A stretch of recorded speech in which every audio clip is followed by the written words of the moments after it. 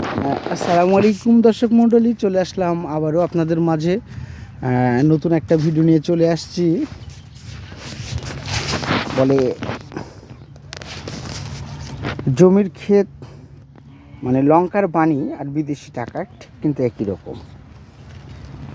আপনি বিদেশ করে যত টাকা আয় করবেন, যদি আপনার দেশ থেকে আপনি যদি কৃষি কোনো কাজ উৎপন্ন করেন, তো আপনি দেখবেন যে ফসল যদি দ্বিগুণ পাওয়া যায় এতে ভালো লাগে এবং সে কৃষক কিন্তু অনেক খুশি হয় এবং লাভবান হয়।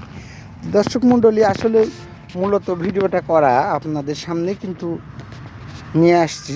আসলে কৃষকেরা কিন্তু চায় উন্নয়ন, বিদেশি টাকা আর লঙ্কার বাণী। লঙ্কা হচ্ছে ফসল, যে ফসল দিয়ে কিন্তু দর্শক মণ্ডলী একটা গৃহস্থ বা একজন কৃষকের জীবন যাত্রায় বেঁচে থাকতে হয় অনেক কষ্টের বিনিময়ে।